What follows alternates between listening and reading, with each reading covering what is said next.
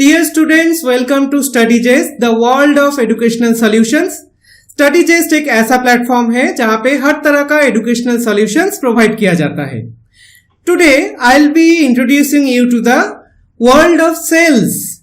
But before we start, please subscribe to our YouTube channel, like us on Facebook and join our Telegram channel. This is the link of our Telegram channel. And this is the Telegram channel.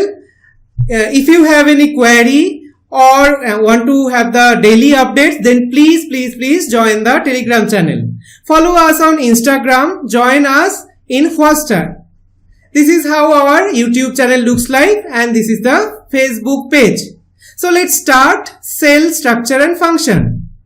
So what is a cell? Cell is a unit of life because बहुत सारे sales मिलके ही एक body बना सकता है, एक organism का. Whether it is plant और एनिमल, उसका बॉडी बन सकता है. तो सेल का जो फंक्शन होता है वो ही उस ऑर्गेनिज्म का भी फंक्शन होता है. इसलिए इसको यूनिट ऑफ लाइफ कहते हैं, unit of structure as well as unit of function. The cells are capable of self renewal. That means one cell can generate copies of itself. It can renew itself. And the cells perform all physiologic activities like digestion, excretion, reproduction. All these things can be performed by a cell. So the performance of a cell actually determines the performance of the organism. And the cell must be isolated from the surrounding by some membrane, by some wall. It must not be diffused in the environment. It must be isolated from the environment by a membrane or a wall. An average size of eukaryotic cell may be 10 to 100 micrometer, but the organelles residing inside the cell are much smaller, 2 to 10 micrometer. A bacteria may be much smaller than that, 1 to 5 micrometer. Virus do not have a cellular structure. They are about 100 nanometer, that is much smaller than micrometer. Cell membrane is a membrane. I'll be talking about that. It could be 10 nanometer in thickness. And molecules make up different organelles inside the cell, and different molecules are stored in various parts of the cells. The molecules could be 1 to 2 nanometer. So you can have a idea that what is the size relation of a cell, of a typical cell and a molecule. Ostrich eggs are the biggest cell. Yes, eggs are single celled and ostrich eggs are quite big and they are the biggest cell. Cells can have any kind of shape. Like these muscle cells, they can be spindle shaped. These nerve cells or neuron, they have this kind of branch structure. Fat cells look like something like a ring-like of structure. Sperms have a very unique tadpole-like structure. Bone cells have this kind of branched oval structure. Blood cells are of various shapes and sizes. And ovums are spherical in shape. So, cell theory is a theory proposed by Sladen and Swan, these two scientists, in 1939 to describe the various features of cells. ठीक है, तो cell theory में क्या कहते हैं? Cell theory में कहते हैं कि जो भी लिविंग ऑर्गेनिज्म है, ठीक है, they are made of cells and their products. ठीक है, तो कितने सारे सेल्स हैं? एक हो सकते हैं, दो हो सकते हैं, बहुत सारे हो सकते हैं. उसके ऊपर डिपेंड करके हम ऑर्गेनिज्म को भी क्लासिफाई कर सकते हैं कि यूनिसेलुलर मतलब ओनली वन सेल, कॉलोनियल मतलब बहुत सारे सेल्स, ठीक है, एक जगह पे एकजुट आके, और मल्टी सेलुलर मीन्स बहुत सारे सेल्स मिलके एक बॉडी बना रहे हैं. तो यूनिसेलुलर ऑर्गेनिज्म हो सकता है जैसे कि अमोइबा, कॉलोनियल हो सकते हैं जैसे कि वॉलवॉक्स, एंड मल्टीसेलुलर जैसे हम हैं, ठीक है, ह्यूमन हो सकता है, कैट्स हो सकता है, डॉग्स हो सकता है, फिश हो सकता है. A cell is a mass of protoplasm having a nucleus, and the nucleus may be one, maybe even absent, maybe multinucleus. And what is protoplasm? I'll come into that actually. Actually, the whole cell is actually a protoplasm, you can say. Cells have similar shape and metabolism. Their metabolic activities, like वहां पे कोई भी chemical reactions हो रहा है, ये सब कुछ ऑलमोस्ट सेम टाइप का होता है. And the functions of an organism depends on the cells. ठीक है, सेल्स का जो भी फंक्शंस है, सेल्स का जो भी एक्टिविटीज है, that is reflected by the organisms. Organism का भी वही फंक्शंस एंड एक्टिविटीज होते हैं. तो न्यूक्लियस कैसा है उसके ऊपर डिपेंड करके cell can be of two kinds. One is prokaryotic, another is eukaryotic. Pro means primitive, and karyon means nucleus. ठीक है, तो primitive kind of nucleus is found in prokaryotic cells. That means the nucleus is not well defined. It is actually a diffuse structure. Whereas in case of eukaryotic, U means true. So in eukaryotic cells, the nucleus is very much defined and it is membrane bound. It is not diffused. And in case of eukaryotic cells, there are many kinds of organelles.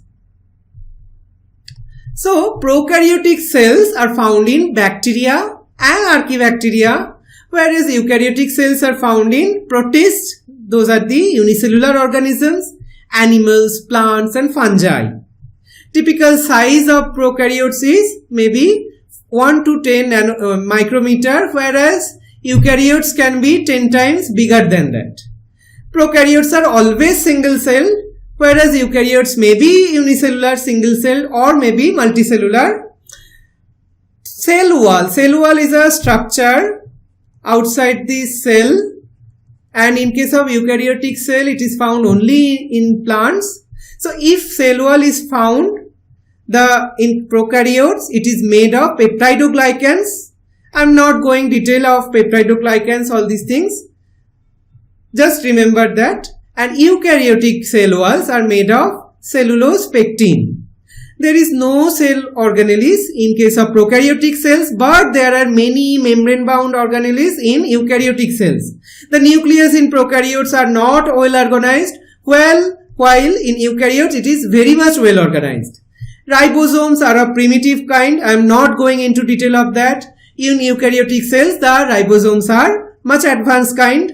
The DNA in case of prokaryotic cells are circular, while in case of eukaryotic the DNA is linear. DNA is a thread-like structure inside the nucleus. It has got double strands, 2 strands are there. And why the DNA are important? Because you have heard of heredity. Heredity means passing of characters from one generation to the next. So this DNA actually mediates this process. This heredity, this process is mediated by DNA. So this DNA is circular in case of prokaryotes, whereas it is linear in case of eukaryotes. There are many other differences between prokaryotic cells and eukaryotic cells. N number of differences. I'm not going into every detail of that. So what is cytoplasm? Cytoplasm actually the ground substance. You can say it is the ground substance of a cell, and it is the majority. It forms the majority of a cell. As you can see, this portion is the cytoplasm of the cell, and there is a membrane also, cell membrane, and there is a nucleus. So the cytoplasm plus the nucleus, when bound by a cell membrane is called protoplasm.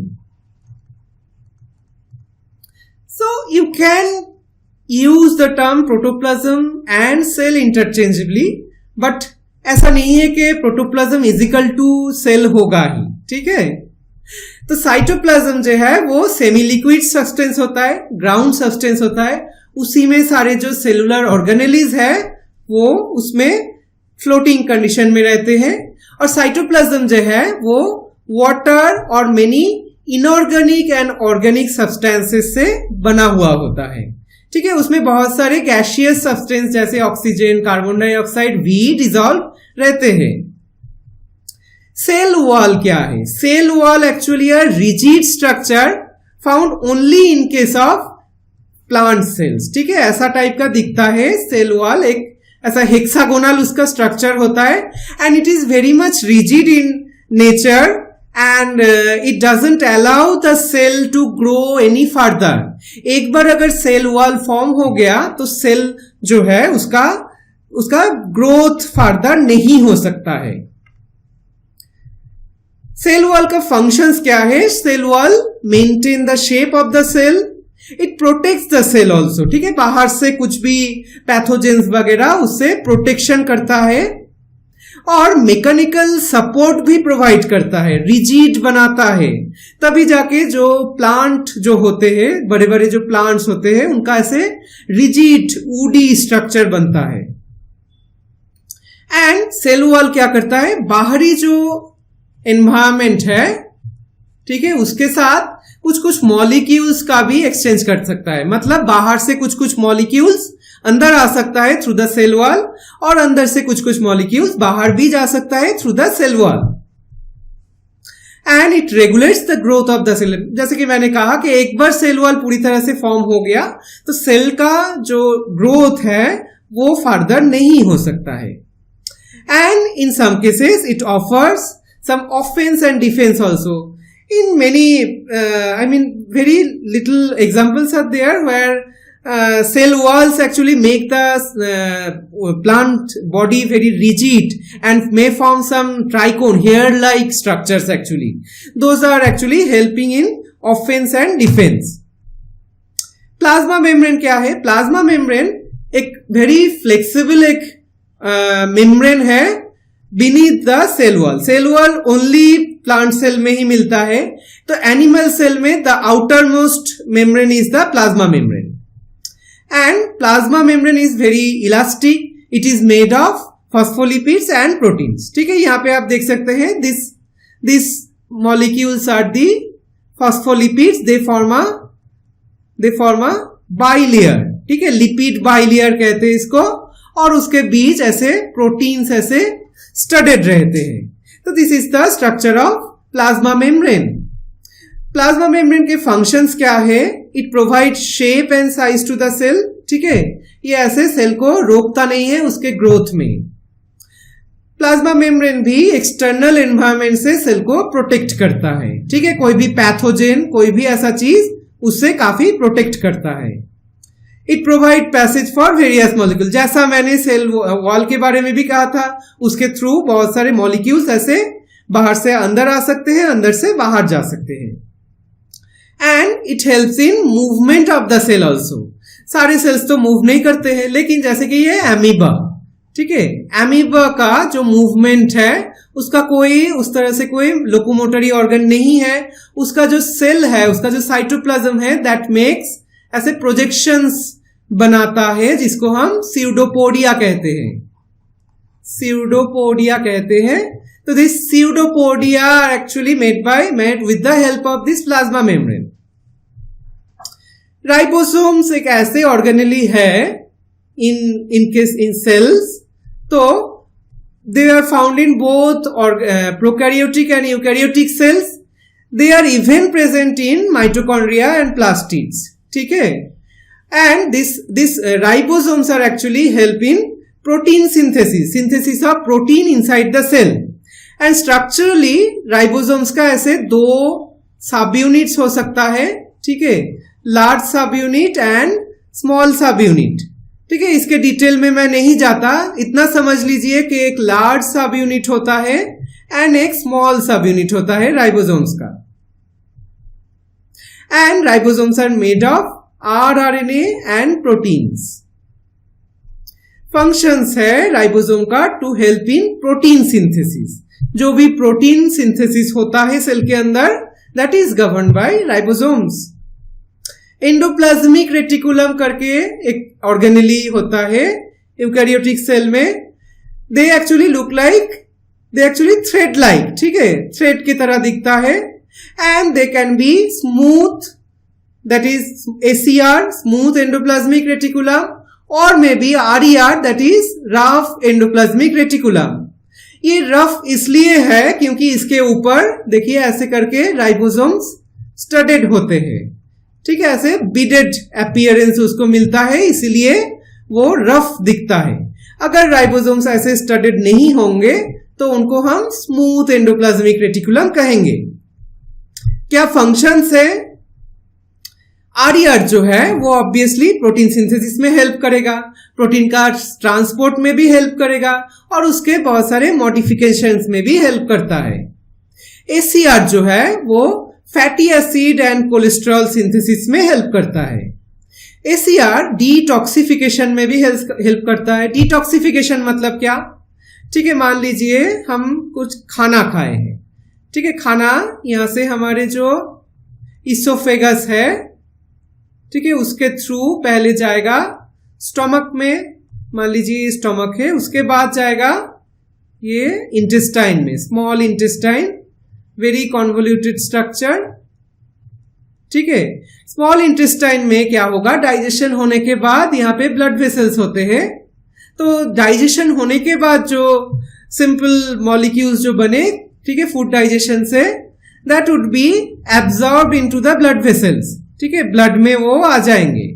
अभी यहाँ पे एक gland होता है, आपको पता ही होगा, liver, जो which is also called as the biochemical laboratory of the body और also called biggest gland of the body, ठीक है। तो यहाँ पे जो ब्लड वेसल में जो फूड मटेरियल्स आ गए वो ऐसे ही बॉडी में नहीं जा सकते, फर्स्ट वो जाएंगे लिवर तक। क्यों जाएंगे? फॉर अ क्वालिटी कंट्रोल, ठीक है। जो भी हम खाना खाए हैं उसमें कोई टॉक्सिन है कि नहीं, टॉक्सिन मतलब कोई भी जहरीला कुछ भी, तो ऐसा कुछ टॉक्सिन है कि नहीं ये देखने के लिए वो जाएंगे लिवर में। तो अगर इसमें कोई टॉक्सिक मटेरियल है तो उसको डिटॉक्सिफाई करना पड़ेगा, मतलब उसमें कोई भी जो हार्मफुल चीज है उसको निकाल फेंकेंगे या फिर उसका कुछ केमिकल मॉडिफिकेशंस करेंगे ताकि वो टॉक्सिक ना रहे। इसके बाद इस फूड को हम पूरे बॉडी में भेज सकते हैं। तो इस डिटॉक्सिफिकेशन का जो प्रोसेस है that is actually done by smooth endoplasmic reticulum. Smooth endoplasmic reticulum also helps in muscle contraction and also helps in synthesis of nuclear envelope. Golgi apparatus करके एक ऐसा सेल ऑर्गेनेली होता है, ठीक है, जो सिक्रीशन, सेलुलर सिक्रीशन के साथ कंसर्न है।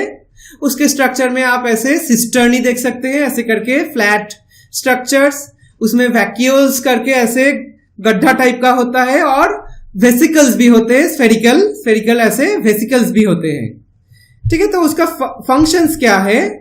अब वैरायटी ऑफ एंजाइम्स, ठीक है, एंजाइम्स ऐसे मॉलिक्यूल्स होते हैं जो कोई भी केमिकल रिएक्शन को एक्सीलरेट करते हैं इनसाइड द सेल। तो ऐसे एंजाइम्स गोल्गी कॉम्प्लेक्स जो होता है, गोल्गी बॉडी जो होता है उसके अंदर रहता है और बहुत सारे बायोकेमिकल रिएक्शंस में पार्टिसिपेट करता है। बहुत सारे मटेरियल्स जो है वो एनवायरमेंट से शोषित हो सकते हैं through this Golgi apparatus, and many chemicals का मॉडिफिकेशंस भी होता है गोल्गी apparatus के अंदर। स्पर्म्स जो होते हैं, mature sperm, that is the male reproductive cells और मेल सेक्स सेल्स, ये एक उसका स्ट्रक्चर है। आप देख सकते हैं यहाँ पे एक टोपी की तरह स्ट्रक्चर है जिसको कहते हैं एक्रोजोम। तो ये एक्रोजोम भी गोल्गी कॉम्प्लेक्स से ही फॉर्म होता है। लाइसोसोम्स करके एक स्फेरिकल एक ऐसा स्ट्रक्चर होता है, एक ऐसा सेलुलर ऑर्गेनेली होता है सेल के अंदर। ये ऑर्गेनेली ओनली एनिमल सेल्स में होता है और इसमें बहुत सारे एंजाइम्स होते हैं। Lysosomes are helping in intracellular digestion. इसका मतलब ये है कि सेल के अंदर जो भी डाइजेशन हो रहा है those are govern by lysosomes. ठीक है, और लाइसोसोम्स जो है उसको हम सुइसाइडल बैग भी कहते हैं। क्यों ऐसा कहते हैं? क्योंकि लाइसोसोम्स के अंदर बहुत सारे एंजाइम्स होते हैं। ठीक है, अगर कहीं ऐसा हो कि लाइसोसोम लीक किया है या फिर लाइसोसोम जो है वो वर्स्ट हो गया है सेल के अंदर, तो क्या होगा, ये एंजाइम्स जो है वो सारे रिलीज्ड हो जाएंगे inside the cell and they will actually start the digestion of the cellular organelles. That means they will actually destroy the cell. That's why lysosomes are called suicidal bags. Lysosomes also helps in tadpole tails reabsorption. ठीक है, और उस process को कहते हैं autolysis. Tadpole में ऐसे tales होते हैं, लेकिन जो मैच्योर फ्रॉग होता है उसमें कोई टेल नहीं होता है। तो this tail of the tadpole is resorbed and this process is called autolysis and lysosomes helps in their process. Plastids are pigment containing cellular organelles and found only in case of plant cells. They contain various kinds of pigments and provides coloration. Plastids are of three kinds. Chloroplastid, they contain chlorophyll. Due to the presence of chlorophyll, the leaves, the plants are looking green. Chromoplastids are there which contain other kinds of pigments like red pigment, yellow pigment, orange pigment. And leucoplastids have got no pigments, but they can store many kind of foods like amyloplasts, they store carbohydrates, elioplasts, they store oil and fat, and proteoplast or alluroplast, they store proteins. Now come to mitochondria. Mitochondria are also called as powerhouse of the cell, as the energy is produced inside the mitochondria. Inside the powerhouse also electrical energy are generated. Inside the mitochondria also energy is generated, and this energy is harvested in a molecule called ATP. Mitochondria are very much abundant in muscle cells. The functions are mitochondria helps in aerobic respiration, that means the burning of the food to form energy, and this energy is harvested in a molecule called ATP. Mitochondria also helps in oxidation of many fatty acids. Nucleus. Nucleus is the main, the regulating organelle of the cell. Nucleus are very much important in cell, but some cells may be anucleated. That means they do not have any nucleus. जैसे कि जो mammalian RBC होते हैं, mature mammalian RBC, देखिए ये mammalian RBCs है, उसमें कोई न्यूक्लियस नहीं है। ठीक है, नॉर्मल जो सेल्स होते हैं उसमें एक ही न्यूक्लियस होते हैं, उनको यूनिन्यूक्लिएटेड कहते हैं। पैरामोसियम ऑरेलिया करके एक ऑर्गेनिज्म है, एक यूनिसेलुलर ऑर्गेनिज्म है, ऐसा करके स्लीपर की तरह कुछ कुछ दिखता है। तो उसमें दो न्यूक्लियस होते हैं, एक को कहते हैं माइक्रोन्यूक्ली और दूसरे को कहते हैं मैक्रोन्यूक्लियस। और में भी पॉलीन्यूक्लिएटेड भी हो सकता है सेल, जैसे कि कार्डियक मसल सेल्स। पॉलीन्यूक्लिएटेड जो एनिमल सेल्स होते हैं उनको कहते हैं सिंसिटियम, और पॉलीन्यूक्लिएटेड जो प्लांट सेल्स होते हैं उनको कहते हैं सिनोसाइटिक। न्यूक्लियस का स्ट्रक्चर कैसा होता है? न्यूक्लियस में हम देखेंगे एक न्यूक्लियर एनवेलप होता है जो न्यूक्लियस को ऐसे, ठीक है, ऐसे आइसोलेट करता है बाहर से, साइटोप्लाज्म से। और न्यूक्लियर एनवेलप के बीच ऐसे ऐसे पोर्स होते हैं जिसके थ्रू वेरियस मॉलिक्यूल्स का ट्रांसपोर्ट हो सके। और उसके बीच, उसके अंदर देखिए ऐसा थ्रेड लाइक ऐसा न्यूक्लियर रेटिकुलम होता है, ठीक है, और एक सॉलिड एक पोर्शन होता है जिसको कहते हैं न्यूक्लियोलस। और जो ग्राउंड सब्सटेंस होता है which is like the cytoplasm, semi solid kind of thing, that is called nucleoplasm. And because the nucleus is so much important, it regulates all the physiologic activities of the cell. The nucleus is also called the brain of the cell. Nucleus, as I told, nucleus is very much important. Nucleus के अंदर क्या होता है? DNA. ठीक है, DNA जो है, ये जो न्यूक्लियर रेटिकुलम है, ठीक है, उसी में डीएनए होता है. और डीएनए जो होता है उसके अंदर जीन्स होता है. और ये जीन्स क्या करता है? ठीक है, मान लीजिए ये आपके माता पिता है, पेरेंट्स है, तो पेरेंट्स के साथ आपका बहुत सारे सिमिलरिटीज होंगे. ठीक है, हाइट में हो सकता है, स्किन कलर में हो सकता है, बहुत सारे सिमिलरिटीज हो सकते हैं. तो दिस सिमिलरिटीज कैसे हुआ? सिमिलरिटीज इसलिए हुआ क्योंकि ये जो ट्रेट्स है, फीचर्स है, ये जीन्स कैरी करके पेरेंट्स से आप तक लाए हैं. ठीक है, तो जीन्स क्या करते हैं? जो भी जेनेटिक इंफॉर्मेशन है उसको वन जनरेशन से नेक्स्ट जनरेशन तक लेके जा सकते हैं. And this genes are born on the DNA which resides inside the nucleus. Nucleus control cell division. Cell division मतलब एक सेल डिवाइड होके दो हो सकता है या फिर उससे ज्यादा भी हो सकता है, डॉटर सेल्स बनाते हैं. तो इस प्रोसेस को कहते हैं cell division. And this cell division is regulated by nucleus. And all physiological activities of the cells are controlled by nucleus. Vacuoles are, I mean the गड्ढा लाइक पोर्शंस होते हैं सेल में, जिसके अंदर बहुत सारे सब्सटेंसेस जमा हो सकते हैं. ठीक है, ऐसा दिखता है, गड्ढा टाइप का होता है. तो this vacuoles are bound by a membrane called tonoplast. ये जो वैक्यूल है इसके चारों तरफ एक मेम्ब्रेन है, उसको कहते हैं टोनोप्लास्ट. और वैक्यूल के अंदर एक लिक्विड होता है जिसको कहते हैं सैप. इस सैप में बहुत सारे सेलुलर इंक्लूशंस हो सकते हैं, फूड, एंजाइम्स, पिगमेंट्स, ऐसा बहुत सारे चीज डिसॉल्व रह सकते हैं. वैक्यूल्स जो है वो प्लांट सेल में, ठीक है, ऐसा दिखता है. प्लांट सेल में एक और बहुत बिग एक वैक्यूल हो सकता है. whereas in case of animal cells, vacuoles may be many in number and much smaller. Centrioles जो है, सेंट्रियोल्स ऐसे दिखते हैं. दो ऐसे सेंट्रियोल्स है, हॉलो टाइप का structures, and they reside in, ऐसे राइट एंगल में एक साथ रिसाइड करते हैं. ठीक है, these are found only in case of animal cells, not present in plant cells. and उसके चारों तरफ ऐसा एक साइटोप्लाज्म का हिस्सा होता है जिसको कहते हैं सेंट्रोस्फियर. ठीक है, centrioles help in cell division. Cell का जो डिवीजन होता है उसमें सेंट्रियोल्स हेल्प करते हैं. तो प्लांट सेल्स और एनिमल सेल्स में डिफरेंस क्या है? प्लांट सेल्स में जैसा कि मैंने कहा, cell wall is present which is absent in animal cells. Centrioles are absent in plant cells but present in animal cells. Vacuoles are one and big in plant cells, whereas several small vacuoles are present in animal cells. And Golgi body are unconnected structures also called as dictyosomes in case of plant cells, whereas in animal cells these are connected.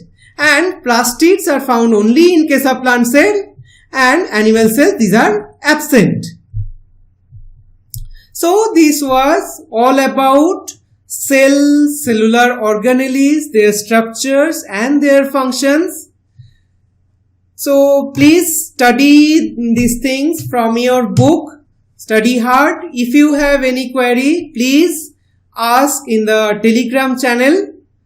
Again मैं कहता हूं, बहुत अच्छे से पढ़ाई कीजिएगा. Thank you for listening to the class.